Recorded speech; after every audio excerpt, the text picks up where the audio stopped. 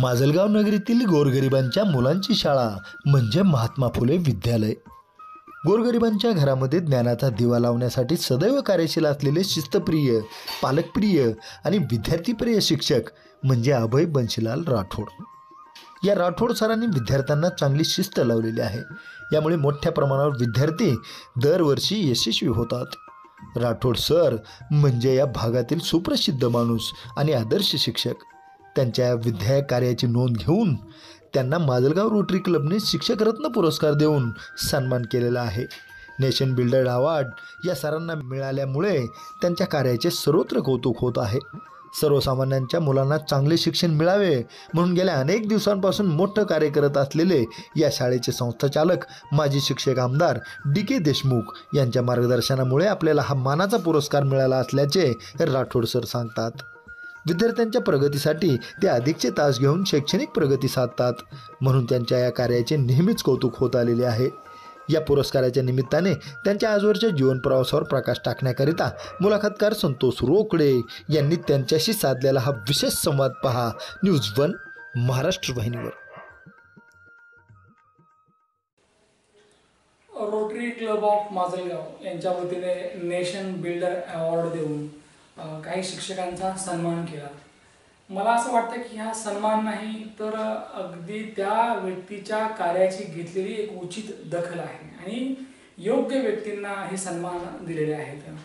अगदी जेव्हा एखादा पुरस्कार आपल्याला मिळतो तेव्हा निश्चितपणे हा पुरस्कार फक्त आपल्या एकट्यापुरता नसतो, तर ज्या विद्यार्थ्यांना आपण शिकवलं असतं, ज्या पालकांनी शाळेवर विश्वास दाखवला असतो, ज्या संस्थाचालकांनी आपल्यावर विश्वास दाखवलेला असतो, आपले सहकारी असतात, शाळा असते, या सगळ्यांचं हे श्रेय असतं।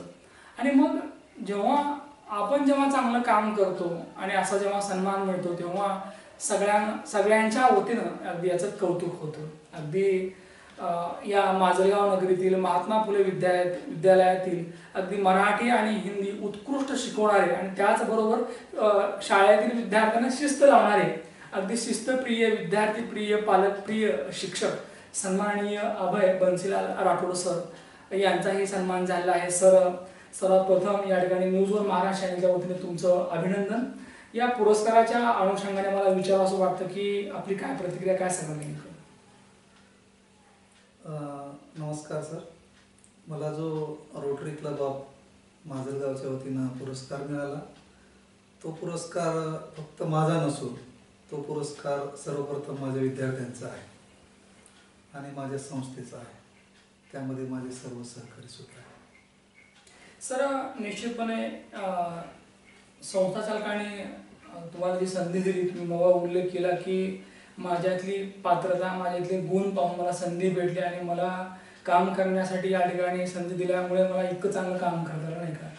अगदी सर विचारावं असं वाटतं की कुठलाही पुरस्कार हा लहान मोठा नसतो, परंतु पुरस्कार असतो, नाही का?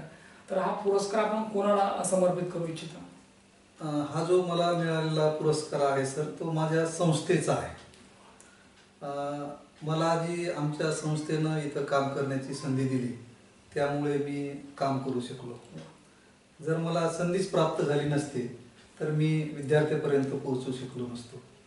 आणि आमचे संस्थाचालक आदरणीय माजी शिक्षक आमदार डी.के. देशमुख सर जे आहेत, त्यांचे जे विचार आहेत त्या विचारांचा प्रभाव आमच्यावरती पडलेला आहे आणि त्याच प्रभावामुळे आम्ही आमची वाटचाल करतो। मी सर्वप्रथम या ठिकाणी माजी शिक्षक आमदार सन्माननीय डी.के. देशमुख साहेब, जे की तुमच्या संस्थेचे सन्माननीय अध्यक्ष आहेत, नाही का, अगदी सर्व आहेत, ज्यांनी तुम्हाला संधी दिली आणि त्या संधीचं आपण सोनं करून दाखवलं।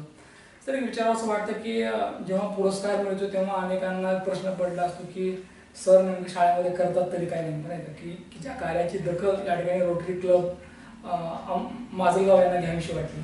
तर काय नेमकं सर, कशा प्रकारचं कार्य असतं, कसं काम करतात की जेणेकरून त्या कामाची दखल घ्यावीशी वाटली? सर, मुळात काय माहिती आहे का, आमचे जे संस्थाचालक आहेत त्यांचे जे विचार आहेत की गरिबाच्या घरामध्ये दिवा लावायचा आहे आपल्याला, आणि तोच विचार आम्ही घेतलेला आहे। आणि आमच्या शाळेमध्ये तसं जर पाहिलं तर जवळपास 2,000 ते 2,500 विद्यार्थी आहेत, पण जवळपास 70% विद्यार्थी हा गरीब कुटुंबातला आहे की ज्याचे आई वडील दररोज कामाला जातात काही काही पालकांना माहीत नाही सर की माझा मुलगा माझी मुलगी कितवीला आहे. त्या घरापर्यंत आम्ही पोहोचतो, विचारपूस करतो, त्यांच्या अडीअडचणी जाणून घेतो आणि त्यांना शिकवण्याचं काम करतो. मला असं वाटतं की जेव्हा आपण अशा विद्यार्थ्यांना शिकवतो की ज्या विद्यार्थ्याचे आईवडील मजूर आहेत किंवा कामगार आहेत किंवा काम केल्याशिवाय पोट भरत नाही, अशा विद्यार्थ्यांना शिकवताना अनेक अडचणी असतात. कारण त्याच्याकडे मटेरियल नसतं नाही का, अगदी कधी वही नसते, कधी पुस्तक नसतं, कधी दप्तर नसतं, अनेक बाबी असतात, समजा अनेक अडचणी असतात, कधी आर्थिक अडचण असते. तर काय काय नेमक्या अडचणी असतात आणि त्या अडचणीवर तुम्ही, तुमचे संस्थाचालक महोदय, तुमचे सहकारी आपण कशी मात करता? खूप छान प्रश्न विचारला सर तुम्ही हा. अनेक अगोदर मी तुम्हाला सांगितलं की जवळपास 70% विद्यार्थी हे गरीब कुटुंबातले आहेत. अनेक अडचणी आहेत, कोणाला दप्तर नाही आहेत, कोणाला गणवेश नाही आहेत. अशा विद्यार्थ्यांना ज्या काही अनेक सेवाभावी संस्था आहेत, त्या काही सेवाभावी संस्था मदत करतात. अशा मुलांना आम्ही मदत करतो. आमचे संस्थाचालक खुद काही कोणत्याही कारणास्तव वाढदिवस असेल, काही असेल, गरीब होतकरू मुलांना गणवेशाचे वाटप करतात. फक्त संस्थाचालकच नव्हे, आम्ही आमचे सर्व सहकारी दरवर्षी एक एक मुलगा दत्तक घेत असतो.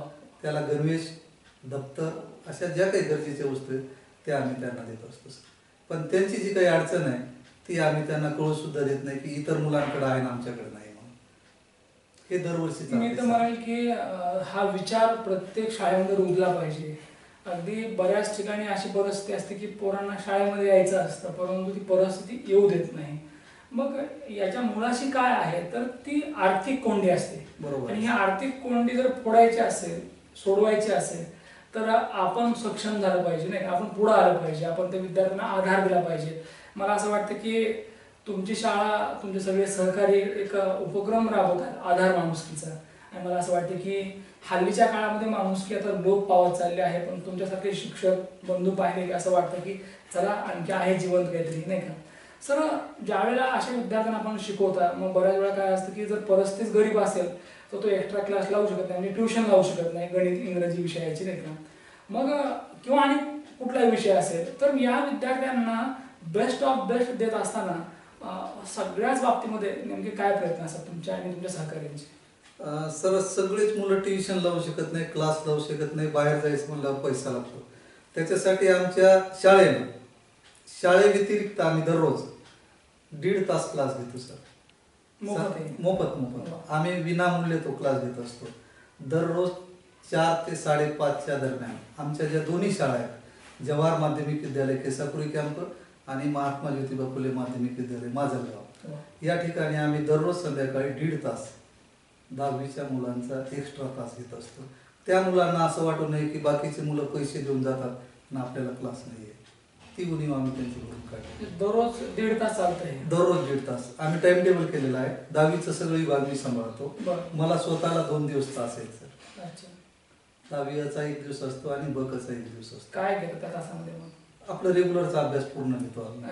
मराठी ते पूर्ण विषय सामाजिक शास्त्रापर्यंत. त्याच्यात व्याकरण जे काय असेल सगळं सिलेबस पूर्णच घेतो.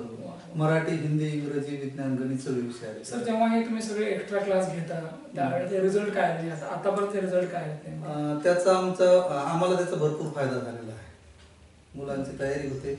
नवविकास पॅटर्न अंतर्गत आम्ही सिटी आणि युटी हा एक उपक्रम राबवतो. आता तुम्ही आला तेच मी पेपर तपासतो. सिटी आणि युटी काय नेमके? Collective test, unit test. म्हणजे महिन्यातून 2 टेस्ट असतात त्यांच्या? महिन्यातून एक परीक्षा असते, 40 मार्काची आणि 21 मार्काची. अच्छा. एक वर्गातच घेतो आणि एक आम्ही टाइम टेबल तयार करून घेत असतो. अच्छा. त्याला 3 दिवस लागतात. दररोजचे 2 पेपर घेतो. त्याच्यानं मुलांची तयारी. याच्यामुळे काय रिझल्ट एक दिला? जो लोएस्ट मुलगा आहे ना त्याची थोडीशी लिहिण्याची प्रगती वाढते आणि जो 70-80च्या दरम्यानचा मुलगा आहे तो आमचा 90 पर्यंत जाण्याला मदत होते. मला असं वाटतं की ऑलरेडी चांगल्या घरातली मुलं, अगदी चांगल्या सोसायटीतून आलेली मुलं यांना शिकवणं आणि त्यांना मार्क्स देणं फार सोपं असतं, नाही का. एवढं कष्ट लागत नाही. पण जेव्हा आर्थिक कोंडी असते, गोरगरिबाची लेकरं असतात, अगदी तुम्ही मग उल्लेख केला की बऱ्याच वेळेला पालकांनाच माहित नसतं की तो किती शिकतोय नेमका आणि काय शिकतोय. बरोबर आहे. तर अशा म्हणजे लेकरांना शिकवणं एक आव्हान असतं. आणि जेव्हा अशी लेकरं अगदी अभियंता होतात, अगदी कलेक्टर होतात किंवा MBA थ्रू पास होतात, त्यावेळेला खरं तर मी म्हणेल की हे क्रेडिट केवळ आणि केवळ फक्त तुमच्या शाळेचं आहे, गुरुजनांचं आहे, तुमच्या संस्थेचं आहे की ज्यांनी एवढं सुंदर असं हे ज्ञानाचं मंदिर उभा केलेलं आहे. सर, एक विचार असं वाटतं की मराठीचा तुम्ही उल्लेख केला आणि मराठी आणि हिंदीचा, तर बऱ्याच वेळेला काय असतं की ज्या कविता असतात त्या कविता शिकवणे एक इंटरेस्टिंग असतं नाही का, तर कविता शिकवण्याची पद्धत कशी आहे किंवा लेखकांचा परिचय कसा करून देतात ते सांग. आता सर अनेक पाठ वेगवेगळ्या पद्धतीचे असतात, त्याचे विचार वेगवेगळे असतात. समजा कविता जर शिकवायचं झालं तर आम्ही त्याला चाल असेल, लय असेल, गीत असेल, अगोदर आम्ही मुलांकडून येतंय का ते पाहत असतो.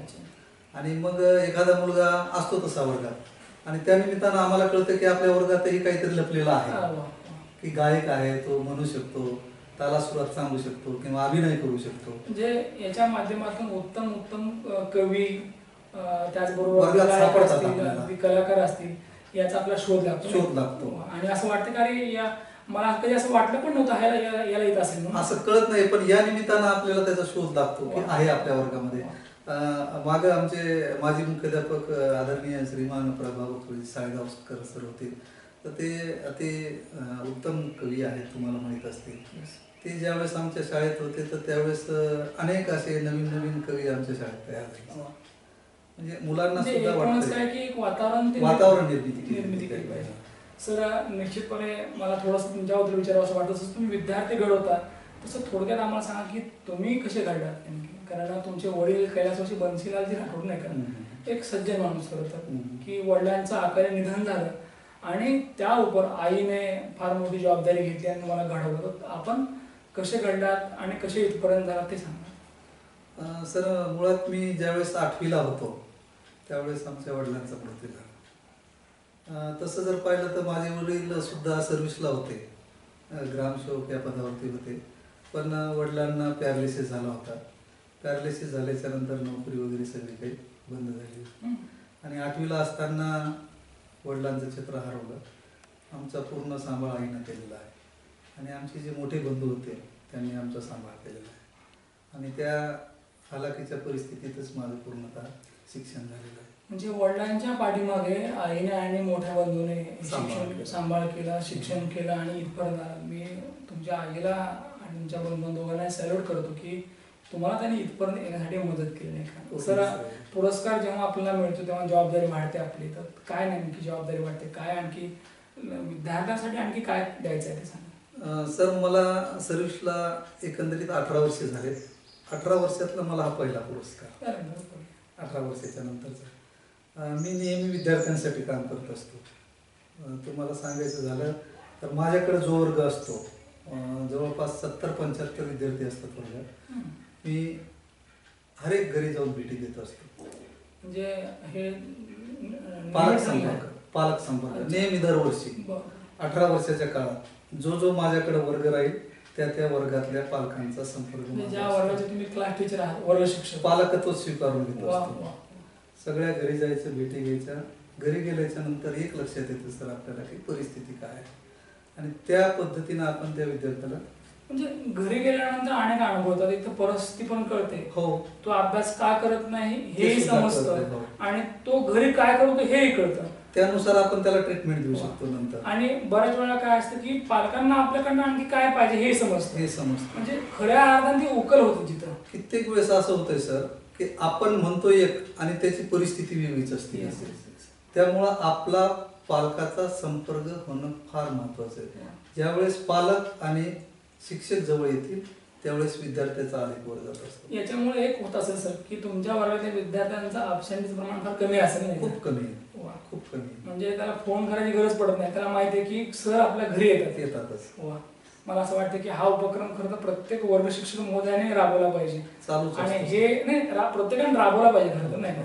आणि जर राबवला तर निश्चितपणे विद्यार्थ्यांचं अबसेंटीचं प्रमाण कमी होईल. याची गरज मला असं वाटतं की शहरी भागापेक्षा ग्रामीण भाग जास्त आहे. खरं जास्त आहे सर. कारण तिथं बऱ्याच वेळेला एक काय म्हणायचं त्याला की पालकांना माहित नसतं की तो नेमकं काय करतो. नाही, मजूर वर्ग जास्त. म्हणून हा तुमचा उपक्रम स्तुत्य वाटतं मला. येस, पाहिलंय आपण की हर तऱ्हेने शिक्षक प्रयत्न करत असतात. अगदी त्या विद्यार्थ्याशी नेमकं नातं काय असतं, नातं एकच असतं गुरु आणि शिष्याचं. आणि प्रत्येक गुरुला वाटतं की आपला शिष्य चांगला निघावा, त्याचं चांगलं व्हावं. अगदी मला असं वाटतं की कधी कधी आईवडील पण हा विचार करत नाही, तिथला विचार शिक्षक करतात, नाही का. आणि हा विचार करणारे गुरुजी हे नेहमीच ग्रेट असतात. अगदी आपल्यासमोर असलेले अभयजी राठोड सर, या गुरुजींनी मागच्या 18 वर्षापासून काय केलं नेमकं, तर उत्तम शिकवलंच, पण त्याचबरोबर चांगले संस्कार दिले. आणि संस्थेचे सन्माननीय जे जे काही सर्व आहेत, अध्यक्ष आहेत सन्माननीय महोदय, माजी आमदार, माजी शिक्षक आमदार DK देशमुख सर, यांनी जे त्यांना त्या सर्व स्टाफला जे सांगितलं आहे की आपल्याला नेमकं काय करायचं आहे, त्यांनी बाबा उल्लेख केला की अगदी गरिबाच्या झोपडीत सुद्धा दिवा पेटला पाहिजे. मला असं वाटतं ही भावना संस्थेची जेव्हा असते तेव्हा खऱ्या अर्थात त्या शाळेतला विद्यार्थी हा मनातून झगडतो, लढतो आणि पुढे जातो. आज 18 वर्ष म्हणजे एकूणच या सर्व्हिसला मागे वळून पाहिलं आपण तर अनेक चांगले विद्यार्थी गुरुजींनी घडवले. अनेक विद्यार्थी नाव घेतात, ज्यांना वाटत होतं की आपल्या आयुष्यात फक्त अंधार आहे, त्यांच्या आयुष्यामध्ये प्रकाश आणण्याचं काम गुरुजींनी आणि सहकार्याने केलेलं आहे. आणि म्हणूनच मला असं वाटतं की रोटरी क्लब ऑफ माजलगाव यांनी दिलेला नेशन बिल्डर अवॉर्ड हा योग्यच आहे. सर, तुमच्या पुढील वाटचालीसाठी न्यूज वन महाराष्ट्राच्या वतीने खूप खूप शुभेच्छा. निश्चितच या ठिकाणी आदर्श शिक्षक, विद्यार्थी प्रिय शिक्षक सन्माननीय अभयजी राठोड सर यांच्या साधला संवाद, त्यांची घेतलेली मुलाखत प्रेक्षकांना आवडली असेल. परत भेटूया पुढच्या मुलाखतीमध्ये. तोपर्यंत पाहत राहा न्यूज वन महाराष्ट्र. धन्यवाद.